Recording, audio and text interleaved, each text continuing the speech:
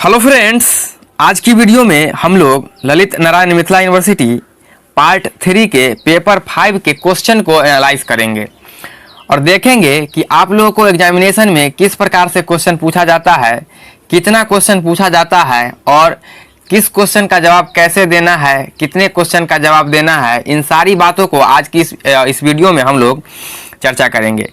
दोस्तों, अगर आप लोग मेरी सिलेबस और बुक्स वाली वीडियो नहीं देखी है तो सबसे पहले वो वाला वीडियो आप लोग देख लें ताकि आप लोग को समझने में आसानी हो। मैं उस वीडियो का लिंक डिस्क्रिप्शन में भी दे दे रहा हूं और ऊपर भी आई कार्ड में जो है दे दे रहा हूं। आप लोग सबसे पहले जो है सिलेबस वाली वीडियो को देख लें ताकि समझने में आसानी हो।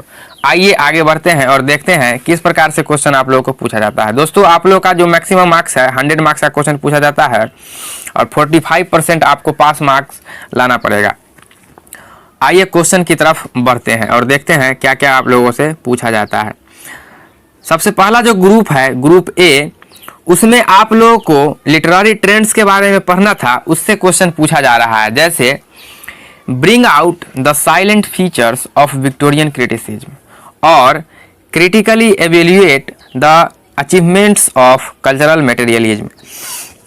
तो इसमें आपको ऊपर वाला क्वेश्चन में विक्टोरियन क्रिटिसिज्म के बारे में पूछा जा रहा है और नीचे वाला में कल्चरल मटेरियलिज्म के बारे में पूछा जा रहा है।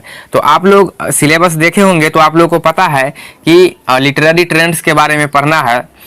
तो उससे जो है सेक्शन ए, ग्रुप ए में आप लोगों को लिटरेरी ट्रेंड से क्वेश्चन पूछा जाता है और ये जो क्वेश्चन है वो आपको 15 मार्क्स के पूछे जाते हैं। तो ये जो है लॉन्ग क्वेश्चन आंसर है। उसके बाद आइए बढ़ते हैं दूसरे नंबर पर। तो दूसरे नंबर में आप लोगों को पूछा जा रहा है इंडिविजुअल क्रिटिक से आप लोगों को क्वेश्चन पूछा जा रहा है। आप लोग जानते हैं इंडिविजुअल क्रिटिक्स के बारे में भी आप लोगों को पढ़ना है और इसमें आप लोग को ऑप्शन भी दिया हुआ रहता है 2। इसमें पूछ रहा है give an estimate of S T. Coleridge as a critic.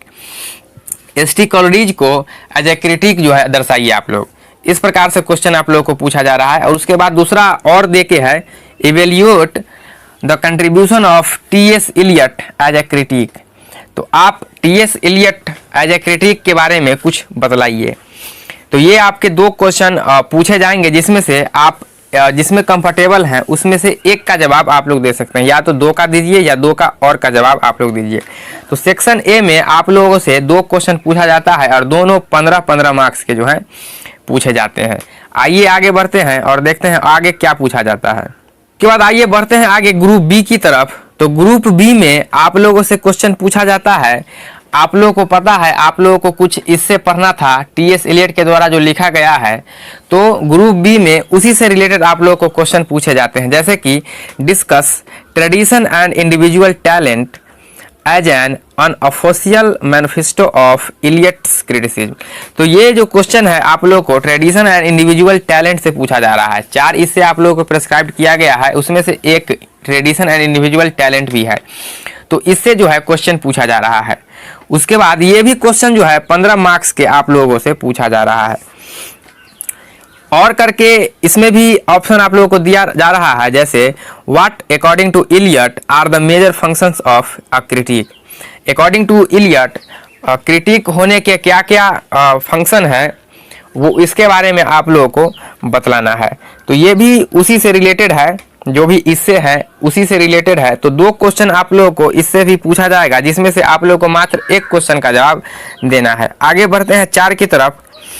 तो 4 में हम लोग को पता ही है कि एक्सप्लेन 2 क्वेश्चन का जवाब हम लोग को एक्सप्लेनेशन के थ्रू देना था।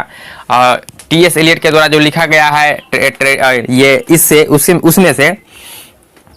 तो यहाँ पे बोल रहा है explain with reference to the context any 2 of the following. आपको 4 ऑप्शन दिए जा रहे हैं ए, बी, सी और डी, जिसमें से आप लोगों को मात्र 2 क्वेश्चन का जवाब है और ये जो है एक्सप्लेनेशन है। और एक्सप्लेनेशन आपको 7.5 मार्क्स के होंगे, टोटल 15 मार्क्स के हो गए। और ए, बी आप देख चुके हैं और यहाँ पे सी और डी, इस प्रकार से आपको 4 ऑप्शन दिए हुए रहेंगे जिसमें से आपको मात्र 2 लाइन का एक्सप्लेन करना है। जैसे 2 ए या बी आप कर लीजिए या बी और सी, तो कुछ भी जो है कर सकते हैं इसमें से 2।